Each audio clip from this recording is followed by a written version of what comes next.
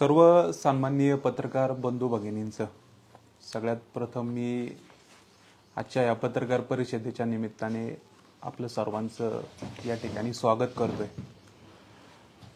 खरं तर आपल्याला सर्वांना या ठिकाणी या पत्रकार परिषदेसाठी बोलावण्याचं सगळ्यात महत्त्वाचं कारण म्हणजे नुकताच वडगाव शहराचा प्रारूप विकास आराखडा या ठिकाणी जाहीर झालेला आहे।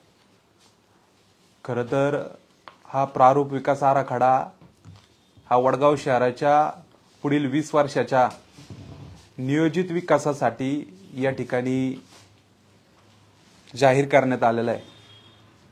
वास्तविकरित्या हा जो प्रारूप विकास आराखडा आहे या संदर्भातलं या सगळा खुलासा करण्यासाठी ही आजच्या पत्रकार परिषद या ठिकाणी आयोजित केलेली आहे। वास्तविकरित्या वडगाव नगर पंचायतच्या माध्यमातून गेल्या 5 वर्षाच्या काळामध्ये वडगाव शहरामध्ये या ठिकाणी नियोजित असा विकास या ठिकाणी करण्यासाठी भविष्यातला वडगाव शहराचा नियोजित विकास साधण्यासाठी प्रारूप विकास आराखड्याच्या संदर्भातला ठराव या ठिकाणी सगळ्यात पहिला करण्यात आला होता। हा ठराव विशेष सभा घेऊन 9/3/2020 रोजी विकास योजना तयार करण्यासंदर्भातला ठराव हा त्या ठिकाणी वडगाव नगरपंचायतच्या सर्व सन्माननीय सदस्यांनी त्या ठिकाणी केला होता। ठराव झाल्यानंतर पुढील ज्या कारवाई या विकास आराखड्याच्या संदर्भातली आपल्याला त्या ठिकाणी करायची होती ती कारवाई त्यापुढे चालू झाली। या ठिकाणी प्रारूप विकास आराखडा याची जी रचना करायची होती, ज्या पद्धतीचा या वडगाव शहराचा जो विकसित करण्याचा जो भाग आपल्याला त्या ठिकाणी या विकास आराखड्यामध्ये घ्यायचा होता, तो भाग त्या ठिकाणी मोनार्च या एजन्सीला या ठिकाणी सर्वे करण्यासाठी या ठरावानंतर देण्यात आला। मोनार्च या एजन्सीच्या माध्यमातून वडगाव शहरातील या सर्व हद्दीमधल्या सॅटेलाइटद्वारे त्या ठिकाणी सर्वे करण्यात आला। वास्तविकरित्या हा सर्वे भौगोलिक रचनाप्रमाणे प्रत्यक्षात स्थळपाहणी करून या ठिकाणी केला गेला पाहिजे होता, मात्र तो फक्त सॅटेलाइटद्वारे हा सर्वे करून वडगाव शहरातील विविध ठिकाणी स्थानिक शेतकऱ्यांच्या जागेवरती त्या ठिकाणी आरक्षण टाकण्याचं काम या मोनार्च एजन्सीच्या माध्यमातून काही ठराविक लोकांनी हाताशी धरून त्या ठिकाणी केलं। नगर रचना अधिकारी विकास योजना वडगाव नगर पंचायत यांच्या माध्यमातून 6/6/2023 ला एक पत्र प्राप्त झालं। या सगळ्या सर्वेनंतर या पत्राची त्या ठिकाणी दखल घेऊन वडगाव नगर पंचायतच्या सर्व सन्माननीय सदस्यांनी 19/6/2023 रोजी त्या ठिकाणी विशेष सभा घेऊन एक ठराव केला। तो ठराव क्रमांक 1247 या ठिकाणी हा ठराव आहे। या ठरावामध्ये असं म्हटलं गेलंय की नगर रचना अधिकारी विकास योजना वडगाव नगर पंचायत वडगाव तालुका मावळ यांच्याकडील पत्र वडगाव नगर पंचायत कलम 3/6/2023 रोजी नुसार प्राप्त वडगाव शहराचा प्रारूप विकास योजना महाराष्ट्र प्रादेशिक नियोजन व नगर रचना अधिनियमन अन्वये प्रसिद्ध करण्याबाबत विचार विनिमय करणे हा तो ठराव आहे।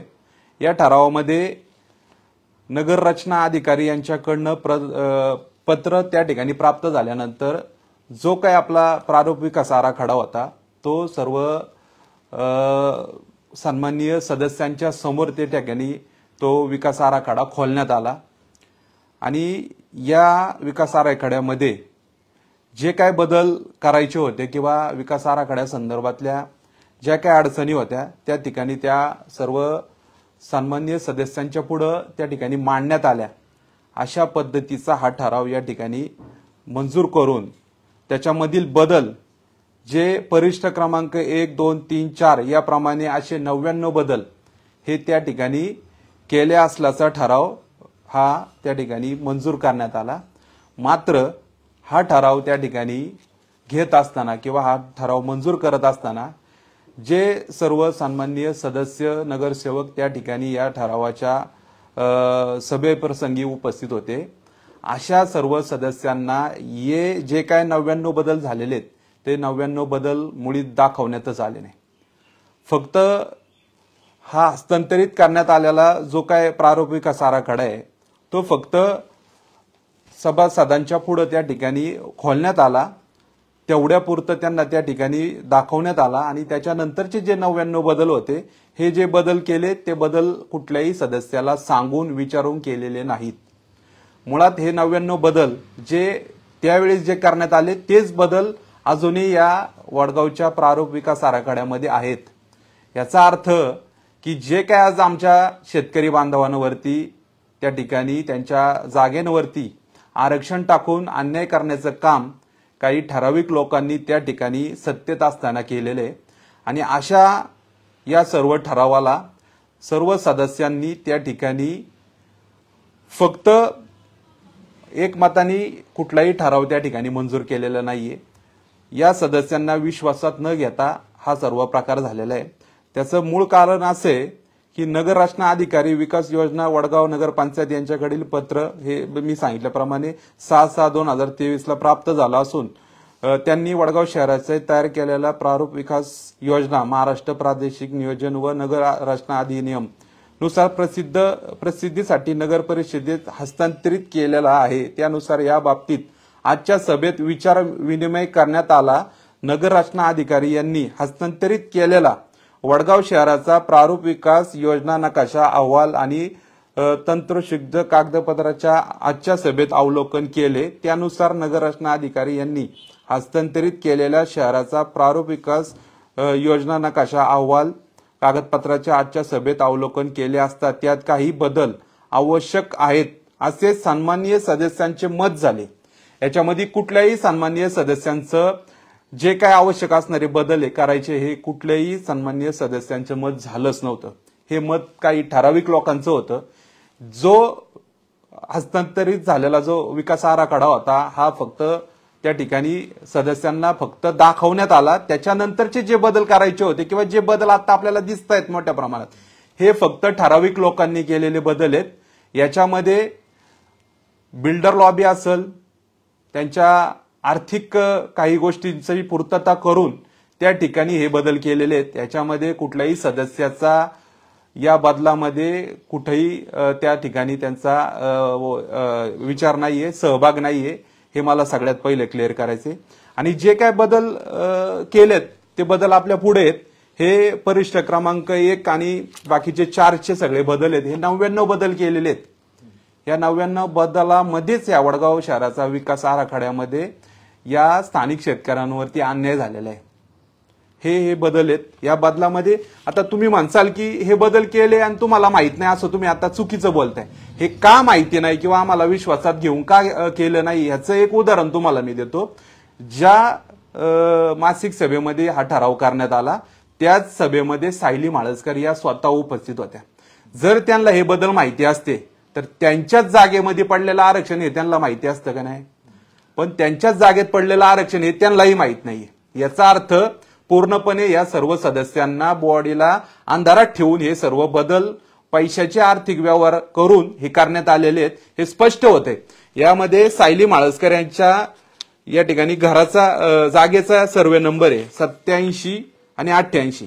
याच्यामधनं एक 12 मीटरचा रस्ता त्या ठिकाणी दुसऱ्या जागेतनं उचलून या जागेत टाकण्यात आला. जर सायली माळसकरांना खरंच या प्रकरणाची माहिती असती, हे बदल माहिती असते तर कदाचित त्यांनी या सर्व ठरावाला त्या ठिकाणी विरोध केला असता. पण अशा पद्धतीचं एक खोटा ठराव करून सन्माननीय सदस्यांना नगरसेवकांना कुठेही विश्वासात न घेऊन हे सगळे ठराव करण्यात आले. आणि या ठरावानंतरचे जे काय आज बदल आपल्याला सगळ्यांना दिसत आहेत, जे किचकट झाल्यात आज आमच्या शेतकऱ्यांना काढण्यासाठी, याचं सगळ्यात मोठं कारण म्हणजे हा ठराव. आणि या ठरावामध्ये केलेले बदल हे सगळ्यात स्पष्ट या ठिकाणी हे काही आर्थिक त्या ठिकाणी हितसंबंध जोपासून हे 99 बदल करण्यात आलेले आहेत. त्यानंतरचे हे सर्व बदल या ठिकाणी आम्ही तुम्हाला दाखवू शकतो. हे सर्व बदल वडगाव मधले करण्यात आले.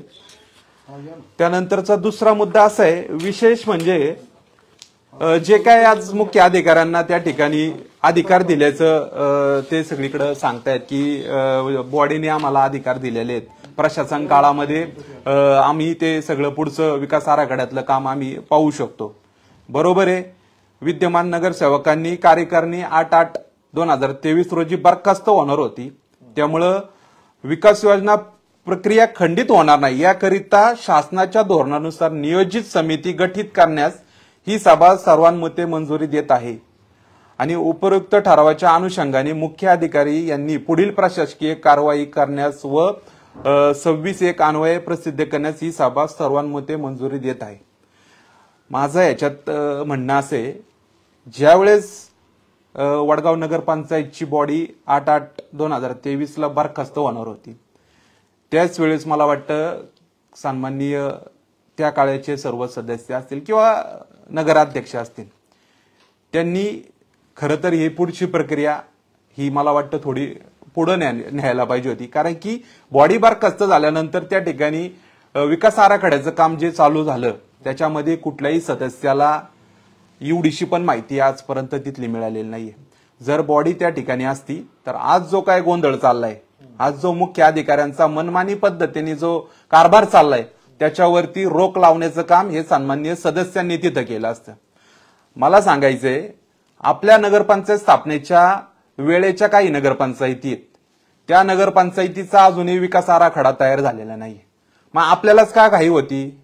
आपल्याच 5 वर्षाच्या कार्यकाळात का आपल्याला वडगावचा विकास आराखडा तयार करायचा होता? ह्याच्या मागचं कारण तुम्हाला सांगतो. जे काय आज लोक या ठिकाणी नगराध्यक्षपदी या ठिकाणी बसली होती, त्यांचा जो आज या निवडणुकीमध्ये जो काय मोठा खर्च झाला होता, तो खर्च कुठेतरी त्यांना वसूल करायचा होता. त्याच्यासाठी त्यांनी या 5 वर्षाच्या काळातच हा DPR तयार झाला पाहिजे हा चंग बांधला होता. आणि याच्यातनं मी तुम्हाला सांगतोय, या सर्व विकास आराखड्यातनं माझ्या पुढे आलेला आकडा सांगतो, 30 कोटी रुपयाचा याच्यामध्ये मोठा आर्थिक सगळा या ठिकाणी भाग हा झालेला आहे. आणि मोठ्या प्रमाणामध्ये एजंट हे सर्व या ठिकाणी या प्रारूप विकास आराखड्याच्या प्रसिद्धीनंतर या वडगाव शहरात फिरत होते. यांनी मोठ्या प्रमाणात या पैशाचा अर्थव्यवहार केलेला आहे. आणि अशा या पंचवार्षिक काळाच्या या सर्व काळामध्ये मला वाटतं हा विकास आराखडा हा मला वाटते येणाऱ्या बॉडीच्या कार्यकाळातच प्रसिद्ध झाला पाहिजे होता. हा प्रशासन काळात झालाच नव्हता पाहिजे. कारण की प्रशासनाचा ज्या पद्धतीचा कारभार चाललाय, आज तुम्हाला मी या ठिकाणी सांगतोय की आज जर तुम्ही त्या वडगाव नगरपंचायतच्या इमारतीच्या बाहेरचे जर CCTV कॅमेरे पाहिले तर अनेक बड्या लोकांचे त्या ठिकाणी VIP कार येत आहेत. अनेक मोठ्या बैठकी त्या वडगाव नगरपंचायतमध्ये संध्याकाळी 5 नंतर होत आहेत. याचा अर्थ आपण समजून घेतला पाहिजे. मोठा भ्रष्टाचार या वडगाव प्रारूप विकासाच्या आराखड्याच्या नावाखाली या ठिकाणी झालेला आहे. आणि असा भ्रष्टाचार, आज या भ्रष्टाचारातनं येणारा पैसा याच्यातनं आता या निवडणुका लढवल्या जाणार आहेत, त्याच्यामध्ये या पैशाचा वापर केला जाणार आहे. अशा पद्धतीचा सगळा कारभार या वडगाव नगरपंचायतचा चाललेला आहे. आणि दुसरा मुद्दा म्हणजे जे काय आता विकास आराखड्याच्या संदर्भातला विषय, आता 8 ऑगस्ट 2023 रोजी नगरसेवकांची 5 वर्षाची मुदत संपल्यानंतर हा 26 फेब्रुवारी 2024 रोजी आराखडा प्रसिद्ध केलाय. मला तो झालाच नव्हता पाहिजे. सर्व सदस्यांच्या काळातच तो प्रसिद्धही झाला पाहिजे होता आणि सूचना हरकती पण सदस्य अस्तित्वात बॉडी असतानाच झाल्या पाहिजे होत्या. आता जी सूचना हरकतींचा कार्यक्रम केतकर साहेबांच्या उपस्थितीत समितीमध्ये घेण्यात आला, मुळात 650 त्या ठिकाणी सूचना हरकती आल्या. आणि त्या समितीने ज्या सूचना हरकती ज्या पद्धतीने समजून घेतल्या पाहिजे होत्या किंवा ज्या ऐकल्या पाहिजे होत्या त्या कुठेही ऐकण्यात आल्या नाही. फक्त फॉर्मॅलिटी म्हणून समिती आली, समितीने लोकांच्या फक्त तिथं गोष्टी ऐकून घेतल्या, त्याच्यावरती कुठेही त्यांनी व्यवस्थितपणे विचार केलेला नाहीये त्या सूचना हरकतींवरती. आणि 43 बदल हे फक्त पैशावाल्यांचे झाल्यात, फक्त पैसे. ह्याच्यामध्ये कुठल्याही शेतकऱ्यांची जागा, अल्पभूधारक शेतकरी ह्याच्यात कुठेही ते पाहिलं गेलेलं नाहीये. ह्याच्यात फक्त ज्यांनी पैसे दिलेत त्यांचेच बदल झालेले आहेत. तर अशा परिस्थितीचा हा कारभार आहे. त्यानंतर वडगाव नगरपंचायत स्थापनेच्या पहिल्याच पंचवार्षिक काळात हा विकास आराखडा तयार करण्याची गरज काय होती? हा सगळ्यात महत्वाचा मुद्दा आहे. आणि याच्यामध्ये नक्की कुणाला वाटत होते हे 5 वर्षातच पहिलं व्हावं, अशी काही लोक आहेत की त्यांना या सगळ्या गोष्टींचा कुठेतरी फायदा होणार होता. त्याच्यासाठी हा सगळा कार्यकाळ त्यांनी 5 वर्षाचा तो पूर्णपणे आर्थिक सगळ्या घडामोडी करून तो जो काय पैशाचा गैरवापर आहे तो फक्त प्रशासनाच्या माथी मारण्याचं काम हे शेवटी केलेलं आहे. पण जे काही वावर झाले ते पहिल्या 5 वर्षाच्या काळात झालेले आहेत. त्यानंतर जी मॉनार्च एजन्सी आहे ना, मी त्यांच्या बाबतीत पुन्हा एकदा सांगतो, कारण की त्यांनी कसे चुकीचे या ठिकाणी सर्व्हे केलेले आहेत त्याचं उदाहरण पण मी तुम्हाला देणार आहे. म्हणजे सार्वजनिक जे काय आज आमचे प्रार्थना स्थळ आहेत, जे काय आमची सार्वजनिक ठिकाणे आहेत, जी पब्लिक सेमी पब्लिक झोनमध्ये येत आहेत, म्हणजे त्या ठिकाणी वडगाव मधली अगदी सार्वजनिक मुतारी जरी असली तरी ती त्या ठिकाणी ती दर्शवण्यात येते, किंवा समाज मंदिरं असतील, धार्मिक स्थळं असतील, अशी त्या ठिकाणी ते दर्शवण्यात येत असतात. असाच जो प्रकारे आज आमच्या जो जैन आमचा जो महावीर भवन आहे त्या महावीर भवनाबाबतीत झालेला आहे. खरं तर महावीर भवन हे काय आज तुम्हाला सगळ्यांना नवीन नाव ऐकायला मिळत असेल, पण कोरोना काळामध्ये वडगाव नगरपंचायत सारख्या मोठ्या या ठिकाणी स्वयंसेवी संस्थेनी त्या ठिकाणी मोठं अन्नदान किंवा अन्न त्या ठिकाणी शिजवलं. गोरगरीब लोकांना त्या ठिकाणावरून 2 टायमाचे डबे हे मला वाटते गेले तिथं महिनाभर त्या ठिकाणावरून जात होते. अशा ठिकाणी जर तुम्ही त्या महावीर भवनाचा वापर केलाय किंवा त्या पवित्र महावीर भवनाच्या ठिकाणी तुम्ही आज जे काय अन्न शिजवलं, अशा महावीर भवनावरती आज आठवड्या बाजाराचं त्या ठिकाणी आरक्षण पडतंय. मुळात याच्यापूर्वी त्या जागेवरती कुठलंही आरक्षण नव्हतं. ही जागा ही पूर्णपणे जैन स्थानक या नावाने त्या ठिकाणी उतारा आहे, हे वडगाव नगरपंचायतलाही माहिती आहे. त्याचं भाडे वेळेला टॅक्स घेत असतात. अशा जागेवरती त्यांनी आरक्षण टाकलेले. मुळात आमचे जैन बांधव असतील, मारवाडी बांधव असतील, त्यांना मुळात आमच्या वडगाव शहरामध्ये सार्वजनिक प्रार्थना स्थळं कुठंच नाहीयेत. हे त्यांनी स्वतः कष्टातनं स्वतः त्या ठिकाणी राबून हे उभं केलेलं आज 3 गुंठ्यातलं जैन स्थानक आहे. आज त्या जैन स्थानकाची पूर्ण जबाबदारी आमचे झुंबर शेठ कर्नावड पाहत आहेत. त्यांनी या जैन स्थानकासाठी खूप कष्ट केलेले, आज कुठून पैसे उभे केलेत. आज त्यांनी स्वतः त्या ठिकाणी त्यांचं शरीर साथ देत नसताना सुद्धा त्यांनी त्या ठिकाणी काम केलेले. आणि अशा जैन स्थानकावरती काहीतरी जैन धर्माची मतं किंवा मारवाडी समाजाला कुठेतरी जवळ करण्याचा प्रयत्न हे आरक्षण टाकून त्या ठिकाणी करण्याचा प्रयत्न काही लोक या ठिकाणी करतायत. मला त्यांना एकच सांगायचंय, फक्त जैन समाजाची सहानुभूती मिळवण्यासाठी, मारवाडी समाजाची सहानुभूती मिळवण्यासाठी फक्त तुम्ही गोशाळांनीच त्या सुरू करू नका. तर आमच्या जैन बांधवांची जी आमची धार्मिक स्थळं आहेत, जी आमची प्रार्थना स्थळं आहेत, त्याच्यावर जे तुम्ही आरक्षण टाकायला लावलं आणि ते टाकून परत त्या जैन समाजाच्या लोकांना बोलून घ्यायचं की मी तुमचं आरक्षण काढून देतो, तुम्ही मला निवडणुकीत मदत करा, या पद्धतीचं राजकारण काही लोक या ठिकाणी करू पाहत आहेत. अशा लोकांना आमचे सर्व जैन बांधव असतील, आमच्या वडगावातील मारवाडी बांधव असतील, हे येणाऱ्या काळामध्ये धडा शिकवल्याशिवाय राहणार नाहीत. ज्या पद्धतीचं राजकारण चालू आहे आता, त्यामुळं ह्या सगळ्या गोष्टींना आपण 100% येणाऱ्या काळामध्ये लोकांपुढे आणणं गरजेचं वाटलं, म्हणून आपण त्या ठिकाणी या गोष्टी आणतोय. मुळात जे काय आता आमचे सेमी पब्लिक झोन म्हणून काही ठिकाणी अजूनही जे काय आमचे सार्वजनिक ठिकाणं आहेत ती अजूनही दर्शवलेली आलेली नाहीयेत. मुळात महावीर भवन अजून आपलं जुनं एक गावामध्ये आहे, तेही तसंच ठेवलेलं आहे. म्हणजे फक्त जैन मारवाडी समाजावरती नक्की राग ठेवून तुम्ही कुठलं काम करताय हे आम्हाला या ठिकाणी लक्षात आलं पाहिजे. आमचे सर्व व्यापारी बांधव हे कुठल्या तरी नेतृत्वाच्या मागे आहेत म्हणून तुम्ही त्यांच्यावरती राग ठेवून काम करताय का? किंवा कुठल्या तरी विशिष्ट पक्षाचे आहेत म्हणून तुम्ही त्यांच्यावरती राजकारण किंवा सूड उगवायचं काम करताय का? या गोष्टी ह्या त्वरित थांबल्या पाहिजे. जैन बांधवांच्या ज्या आमच्या प्रार्थना स्थळावरती जे काही आरक्षण टाकण्यात आलेले आठवड्या बाजाराचं ते त्वरित काढून त्या ठिकाणी ते पब्लिक सेमी पब्लिक झोनमध्ये ते मला वाटतं जैन स्थानक या ठिकाणी घेतलं पाहिजे. त्याच्या शेजारी आमचं महादेवाचं मंदिर आहे. महादेवाचं मंदिर आम्ही त्याच्यावरती कुठलाही आमचा बाकीचा विकली मार्केटचा वगैरे ते आम्ही घेतलेलं नाहीये. पोटोबा महाराजांचं मंदिर आहे, तिकडे आमचे कब्रस्तान आहे, त्यानंतर मस्जिद आहे, आपलं दत्त मंदिर आहे. म्हणजे ही सगळी ठिकाणं ही सगळी सेमी पब्लिक झोनमध्ये घेतली. फक्त एकमेवच आमचे जैन प्रार्थना स्थळ आहे जिथं तुम्ही ते विकली मार्केट आणून टाकलं. आणि 3 गुंठ्यात कुठलं विकली मार्केट तुम्ही तयार करणार आहे? ह्याच्या अगोदर तुम्ही कुठेतरी चांगली जागा या वडगाव शहराच्या लोकांना, नागरिकांना तुम्ही एक आठवड्या बाजारासाठी निवडली पाहिजे. तुम्ही फक्त जैन मंदिरावरतीच तुम्ही त्या ठिकाणी विचार केलाय फक्त. माझं एक मत आहे, हे सगळ्या गोष्टी मुख्य अधिकाऱ्यांनी लक्षात घेऊन आज कोण त्यांच्या आजूबाजूला येऊन त्यांना कोण कान भरवत असतील किंवा कोणीतरी त्यांना ते सगळं करायला लावलेलं आहे, माझं असं मत आहे. ते त्यांनी या ठिकाणी ते त्वरित हटवावं.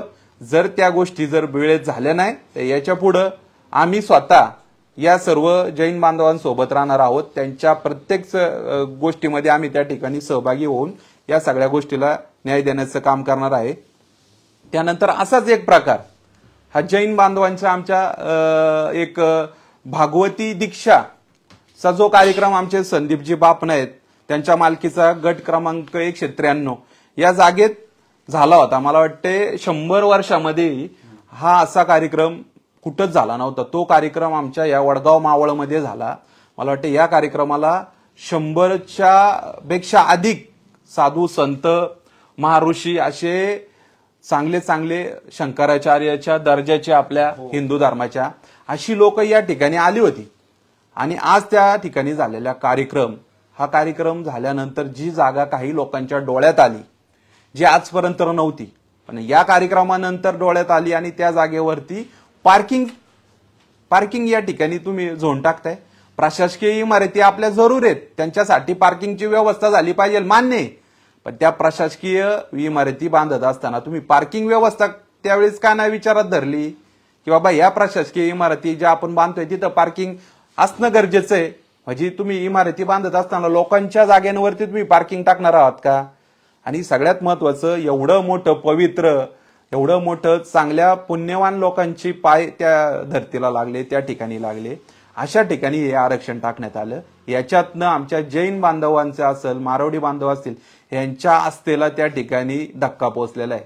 आज धार्मिकतेचा विषय आज तुम्ही हे जाणून बुजून करताय, हा माझा स्पष्ट आरोप आहे. कारण की जैन मंदिर महाभवनावरती तुम्ही आरक्षण टाकताय, त्यानंतर ज्या ठिकाणी एवढी पवित्र दीक्षा त्या ठिकाणी कार्यक्रम झाला त्याच्यावर आरक्षण टाकताय. आज संदीप बापनांचं या गोष्टीला विरोध नाहीये.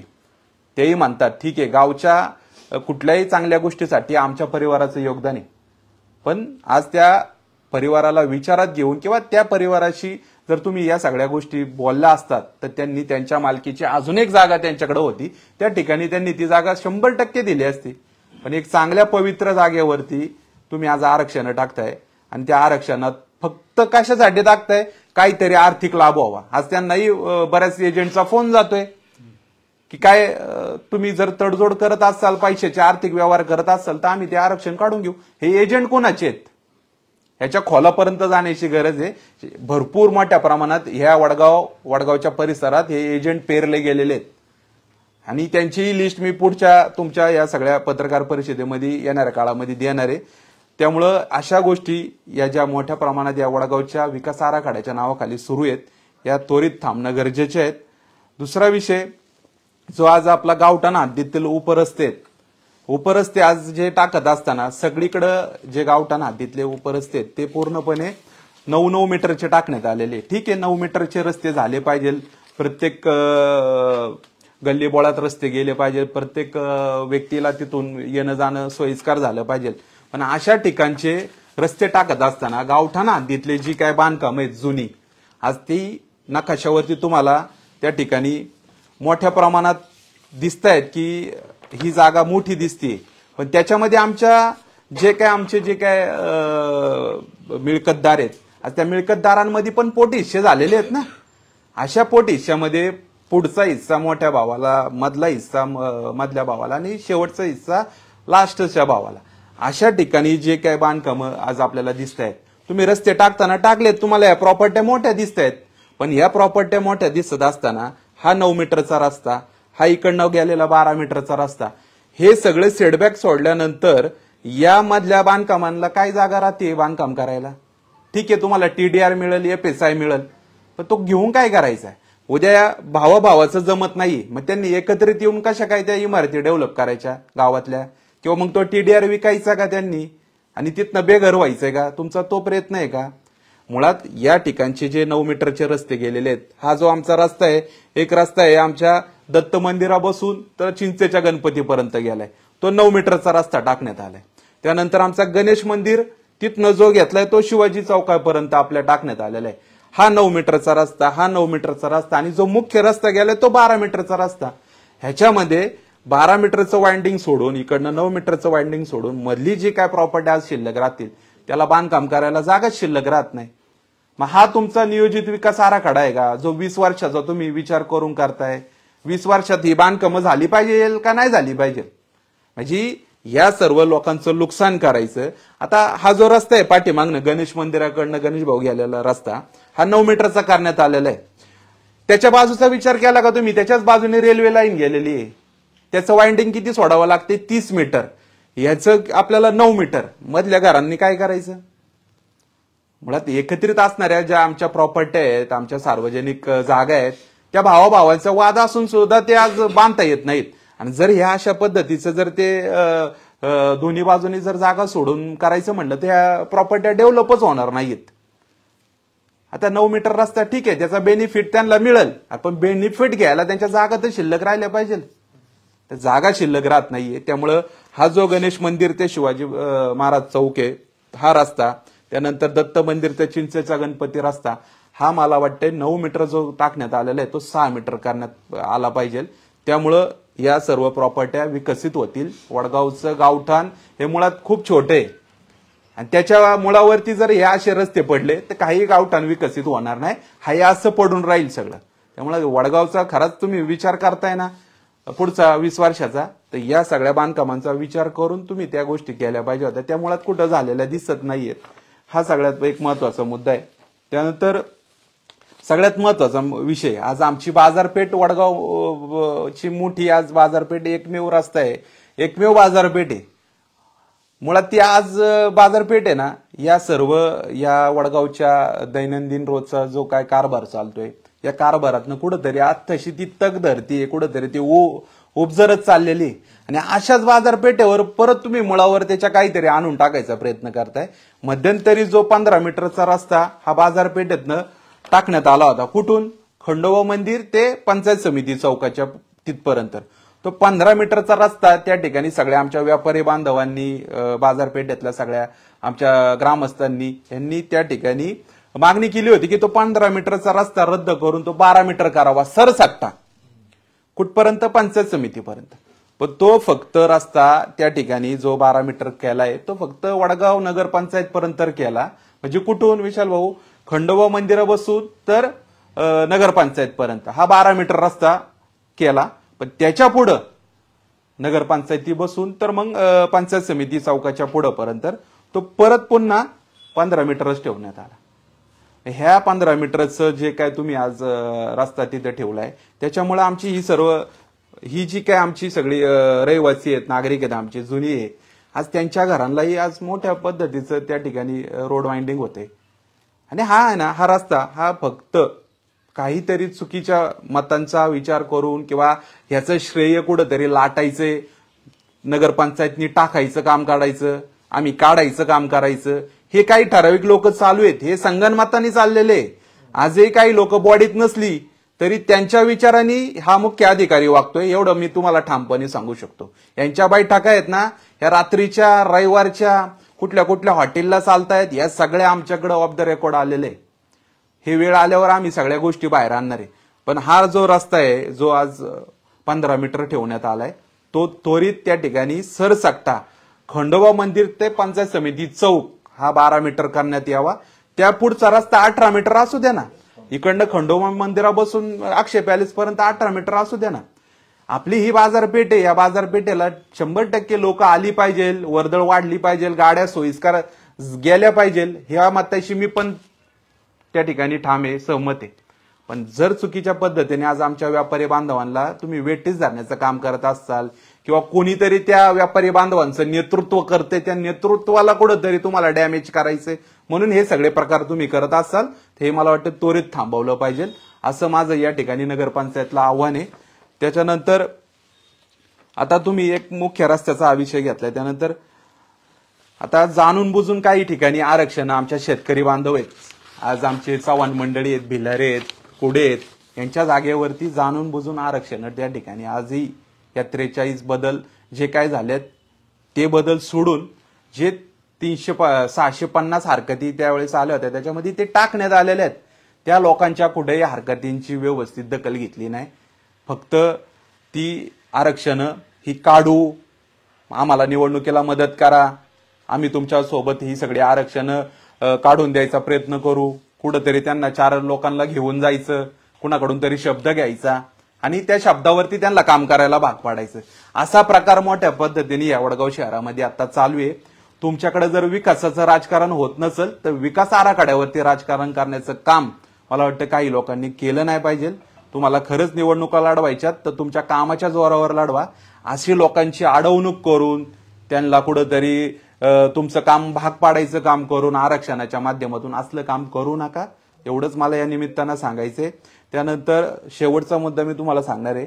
आता या 5 वर्षाच्या सगळ्या कार्यकाळामध्ये ज्या पद्धतीचं राजकारण या वडगाव नगरपंचायतमध्ये झालेले, विकास आराखडा हा या सगळ्यात या राजकारणातला प्रमुख घटक आहे.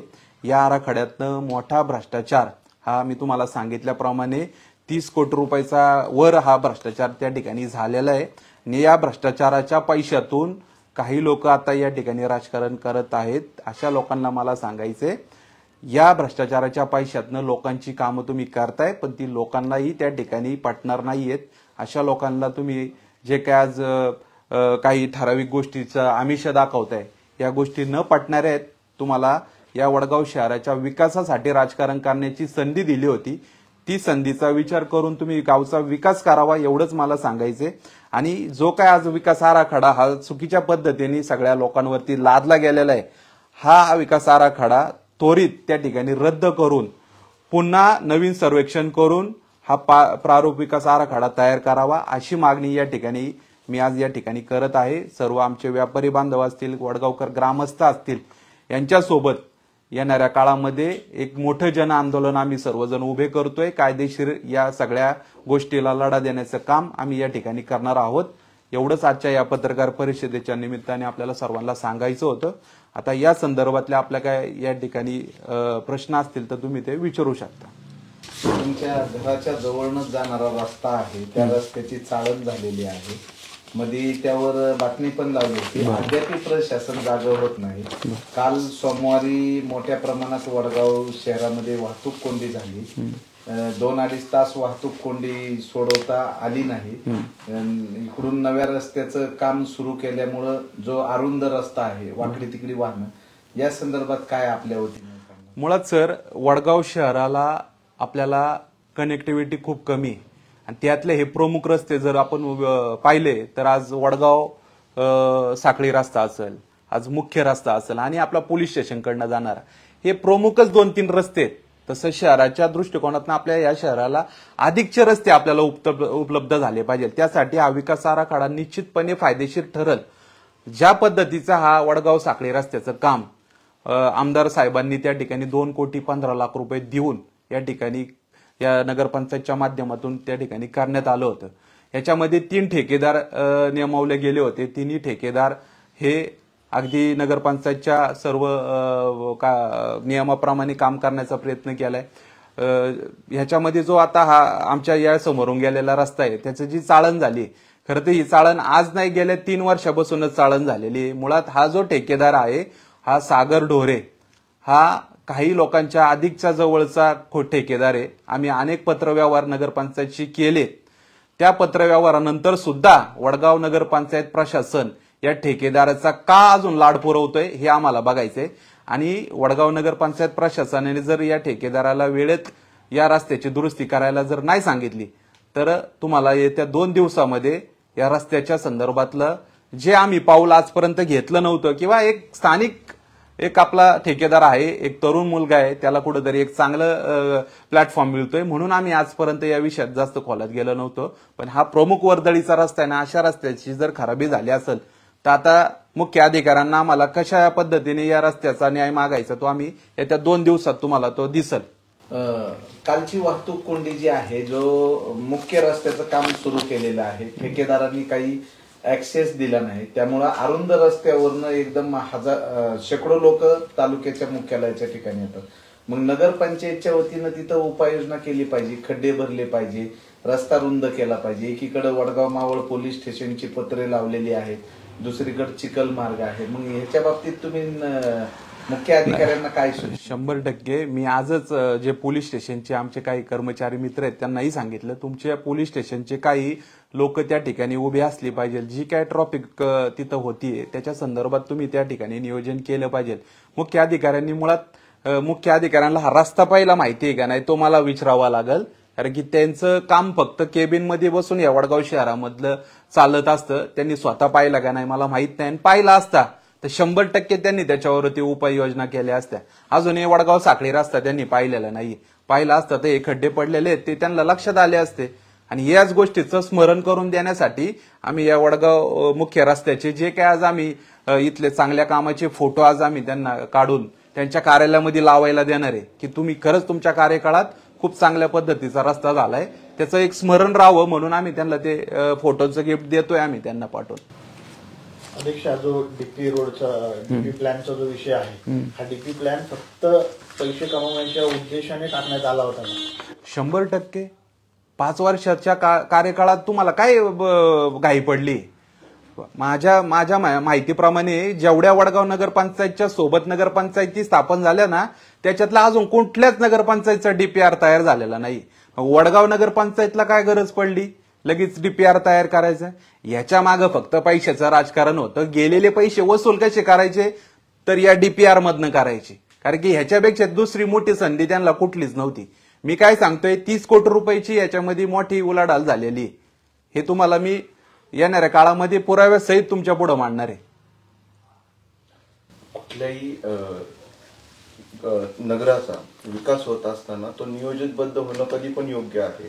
तर एखादी ग्रामपंचायत नगरपंचायत म्हणून पुढे येत असेल आणि जर ते नगर म्हणून पुढे जात असेल तर त्याचा डीपीआर बनवणं हे पहिलं उद्दिष्ट असतं. मग ते अयोग्य कसं काय म्हणता येईल? असलंच पाहिजे. नाही, डीपीआर हा 100% वडगावच्या नियोजित विकासासाठी हा तयार करत असताना हा निश्चितपणे सगळ्यांना विचारात घेऊनपणे झाला पाहिजे होता. सगळ्यांना म्हणण्यापेक्षा जी सन्माननीय बॉडी त्यांना झाला पाहिजे होता. बॉडीलाच कळत नाहीये तुम्ही काय बदल केल्यात आणि त्यांच्या नावाने तुम्ही त्या ठिकाणी ठराव मंजूर करून घेताय. म्हणजे हा डीपीआर काय फक्त शहराचा आहे ना, प्रत्येक वार्डातल्या नगरसेवकांचे विचार जर त्याच्यात आले असते अधिक तो चांगला झाला असता, माझं मत हे.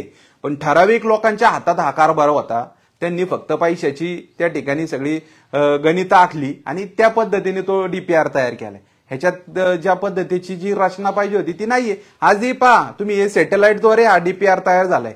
वाकडे तिकडे रस्ते लोकांच्या जागेतनं टाकलेत, शेतकऱ्यांच्या जागांमधूनच दुभाग आल्यात.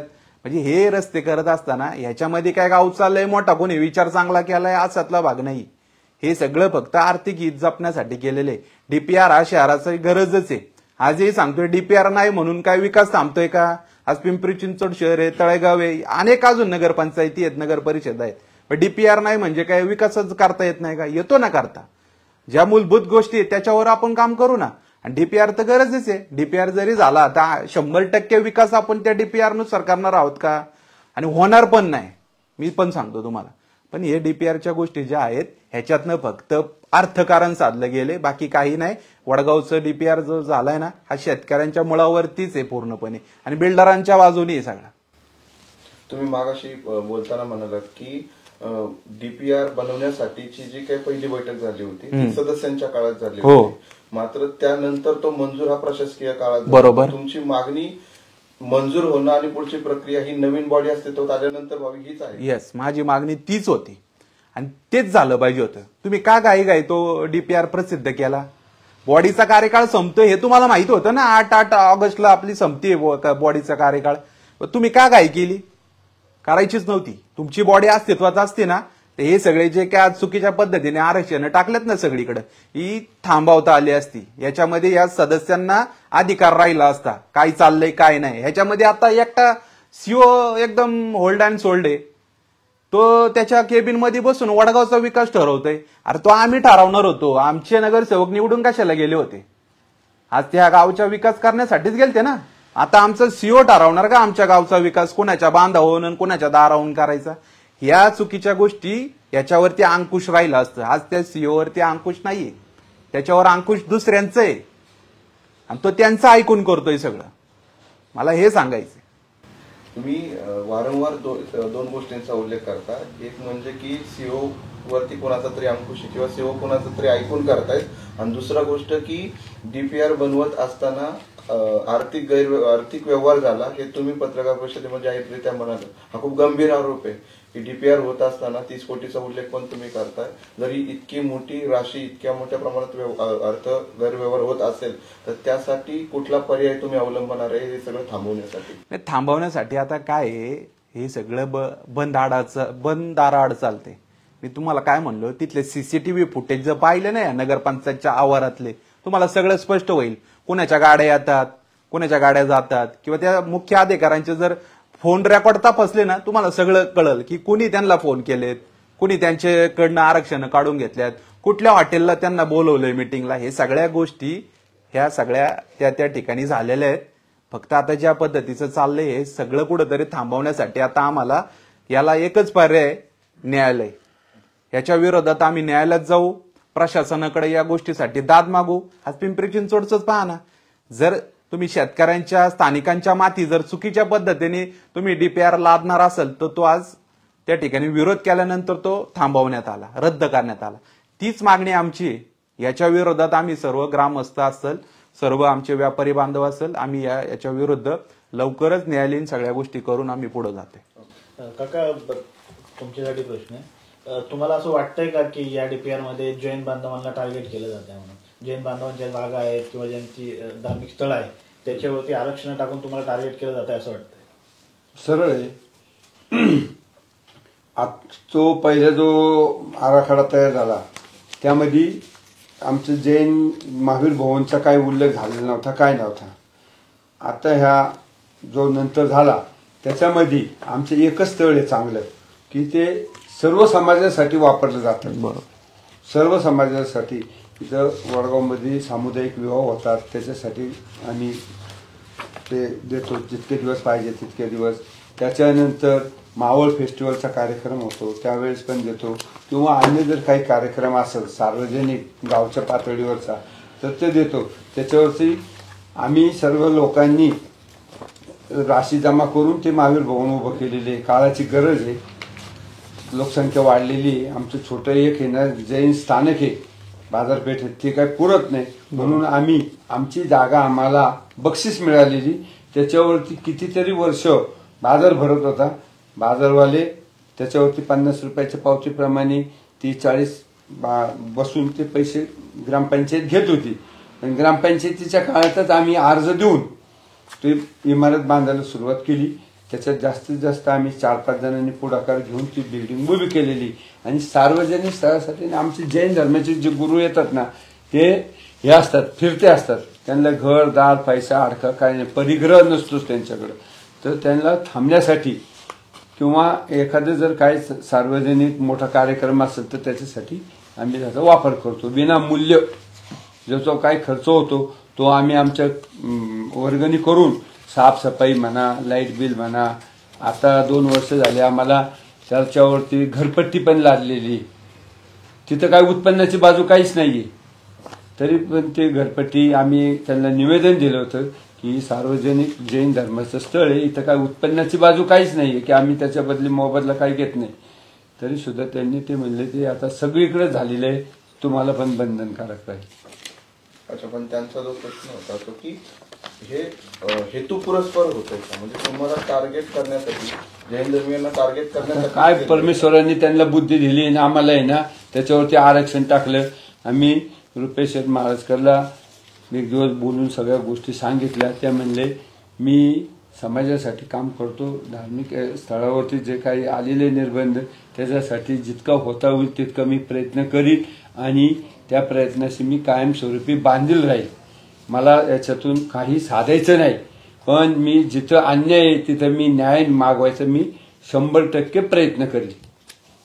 असं आमचं 2दा-3दा बोलणं चालणं झालेलं आहे. रुपेशजी, जो काही आपला आठवडे बाजार जो भरला जातोय, गेल्या अनेक वर्षापासून त्या आठवडे बाजारामधल्या विक्रेत्यांना काही सुविधा नाहीत, त्यांच्याकडनं पैसे घेतले जातात. पावसाळ्यात तर एवढी भयानक परिस्थिती असते की ते आठवडे बाजारामधले नागरिक खालनं भिजतात, वरनं भिजतात, त्यांच्या भाज्या खराब होतात. मग नगरपंचायतच्या वतीनं त्यांच्याकडनं पैसे का घेतले जातात, कशासाठी घेतले जातात? एकतर जागा नाहीये, मग तुम्ही बाजारासाठी एवढ्या वर्षामध्ये बाजारासाठी व्यवस्था का करू शकले नाही? खरं तर हे आमचं वडगावकरांचं दुर्दैव म्हणावं लागेल. आज एवढं तालुक्याचं मोठं गाव आहे आणि तालुक्याच्या या मुख्य गावामध्ये आठवड्याचा जो बाजार भरतोय, हा बाजार पंचक्रोशीतला सर्वात मोठा बाजार आहे. आणि अशा बाजार हाट करण्यासाठी अनेक महिला त्या ठिकाणी येत असतात आणि या महिलांसाठी ज्या काही सुविधा त्या ठिकाणी हव्यात ह्या वडगाव नगरपंचायतच्या माध्यमातून अद्यापही तिथं पुरवल्या गेलेल्या नाहीत. किंवा जे आमचे व्यापारी बांधव बसतात तिथं, आज 50 रुपये तुम्ही त्यांच्याकडनं प्रत्येकाकडनं घेता. जागा तू मोठी 10 फूट आडव, 20 फूट आडव, तरी 50 रुपये सगळ्यांकडनं. अशा सर्व आमच्या या शेतकरी बांधवांसाठी त्या ठिकाणी चांगले सुसज्ज अशी भाजी मंडई असणं गरजेची, ही मागणी मी गेले कित्येक वर्षापासून करतोय. आणि यापुढे या वडगाव नगरपंचायतच्या माध्यमातून त्या ठिकाणी चांगली अशी सुसज्ज भाजी मंडई या वडगावकर शहरासाठी किंवा या वडगावकरांसाठी त्या ठिकाणी उपलब्ध झाली पाहिजे. आता तुम्ही म्हणल्याप्रमाणे आज तिथनं जे काय भाजीपाला तो आपण घरी नेतोय, कशा पद्धतीचा भाजीपाला नेतोय आपल्याला सगळ्यांना माहिती आहे. जे आज पाऊस पाणी पडतोय एवढ्या मोठ्या प्रमाणात, सगळं पाणी सांडपाणी त्या भाजीपाल्यांमध्ये जातंय, त्याच भाज्या आपल्या घरामध्ये येत आहेत. म्हणजे त्यांना उंच ओटेही कुठं बांधून दिलेले नाहीयेत किंवा त्यांना चांगली व्यवस्था कुठंच नाही. मुळात ती जागाच ती भाजी मंडईसाठी मला वाटतं योग्य नाही. त्याच्यासाठी एक चांगली सुसज्ज अशी जागा निवडून एक चांगल्या दर्जाची भाजी मंडई या वडगाव शहरातल्या लोकांसाठी त्या ठिकाणी उपलब्ध झाली पाहिजे, अशी माझी मागणी नेहमी या ठिकाणी राहिली आणि पुढेही राहील. त्या ठिकाणी जे तलाव आहे, तलावामध्ये एका बालकाचा बळी गेला, त्या तलावाचे संरक्षण कठडे तुटलेले आहेत, दुरावस्था झाली, तिथंच भाजी मंडई, तिथंच तलावाची दुरावस्था, जागेचा प्रश्न. मग नगरपंचायत करती तरी काय? नगरपंचायत करते ना, नगरपंचायत करती, फक्त कर वसूल करती, त्या ठिकाणी सुधारणा करत नाहीये. आणि अशा ठिकाणी तुम्ही भाजी मंडई पण बसवताय, तिथं तळई आपलं किंवा आजूबाजूला आपल्या पोटो महाराजांच्या मंदिरापाशी अनेक सांस्कृतिक कार्यक्रम होत असतात. अशा ठिकाणची जी महत्वाची जी जागा आहे, अशा ठिकाणी चांगली व्यवस्था नगरपंचायतनी केली पाहिजे. आजही त्या तळ्याच्या बाजूची भिंत बांधली गेली नाहीये, हिला 2 वर्ष झालेत पडून. आजही तिथं बारीक लहान मुलं खेळत असतात. मग अजून कुठल्या घटनेची वाट बघताय का तुम्ही? किंवा त्याच्यात आता अजून कुठलं काहीतरी पडलं पाहिजे का अजून, तेव्हा तुम्हाला कळेल का? ह्या गोष्टी मला वाटतं हे प्रशासन, या प्रशासनाला या वडगाव शहराबद्दल काही आत्मीयता नाहीये. या वडगाव शहराचा त्याला कुठलाही विकास साधायचा नाहीये. विकास जो साधायचा असेल तो फक्त त्यांचा वैयक्तिक साधायचा आहे, एवढं मात्र या 2-4 वर्षाच्या काळात आम्हाला निदर्शनास आले. आता नगरपंचायतीला 5 वर्ष होऊन प्रशासकाचा काळ आहे, पण पार्किंगची व्यवस्था नाहीये. गुरुवार, बुधवार, सोमवारी पूर्ण शहर वाहतूक कोंडीने ठप्प होते. मग P1 आणि P2 साठी काही मुख्य अधिकाऱ्याकडनं काही व्यवस्था करण्यात नाही? ते नेहमी सांगत असतात आपलं चाललंय चाललंय चाललंय, नक्की काय चाललंय अजून आम्हाला कळलं नाही आणि आमच्या वडगावकरांना पण कळलं नाही. P1 P2 हे 100% या गोष्टीतनं ही ट्रॅफिक कंट्रोल होऊ शकते. आणि मुळात लोकांना तुम्ही रस्त्यावरती वाहनं लावायची वेळ आणतायच काय? तुम्ही पहिले तुमची पार्किंग व्यवस्था सक्षम करा ना नगरपंचायतची, ती नाही तुम्ही देणार आणि लोकांना म्हणणार गाड्या रस्त्यात लावू नका.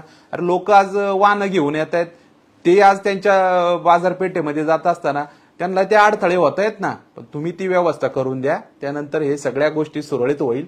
उपरस्ते पण आपले चांगले झाल्यावरती ह्या सगळ्या गोष्टी सुरळीत चालतील.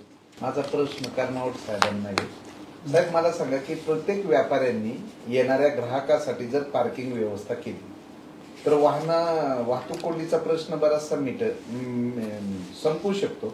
पण व्यापाऱ्यांनीच थोडं रस्त्यावर आल्यामुळं ग्राहकांना वाहनं लावायला जागा भेटत नाही. त्या संदर्भात तुमच्या व्यापारी मंडळाच्या वतीनं काही उपाययोजना करण्यात येणार आहेत का? नाहीतर कामशेत असन, वडगाव असन, तळेगाव गाव भाग असन, या ठिकाणची बाजारपेठ ही ठप्प झालेली आहे वाहतूक कोंडीमुळे. त्याच्यावर काही उपाययोजना तुमच्याकडनं होणार आहेत का?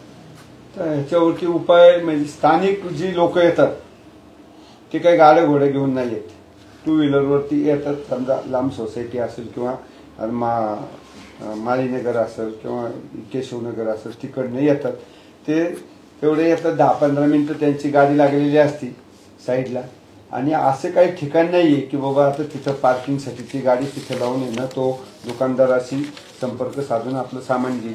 अशी कुठं काय असे वडगावला स्थानिक ठिकाणी पंचायत समितीपासून तर खंडोबा मंदिरापर्यंत कुठंच अशी सोय नाही आहे की बाबा तिथं पार्किंगसाठी गाडी लावली की त्याचं काम झालं की तो गाडी सामान घेऊन जाईल, असं कुठंच व्यवस्था नाही आहे. फक्त एक आता दत्त मंदिर आणि नगरपंचायतीचे जे बोळ आहे तिथंच शेकडो लोकांच्या गाड्या लागलेल्या असतात. कित्येक वेळेस तर काय होतं, एक जण गाडी लावून घेतो, त्याच्यानंतर 10 गाड्या लागलेल्या असतात, आणि त्याचा पहिली ज्यांनी गाडी लावलेली आहे त्याला थांबायला लागतं की ह्या गाड्या निघल्याशिवाय माझी गाडी काढू शकत नाही, सगळे लॉक लावलेले असतात. त्याला हे नगरपंचायतीनेच याच्यावरती थोडासा विचार केला पाहिजे. व्यापारी काही करू शकत नाही, व्यापारी दुकानं शेजारी दुकाने त्याचे काहीच होऊ शकत नाही तिथं. ठीक आहे, चलो. धन्यवाद.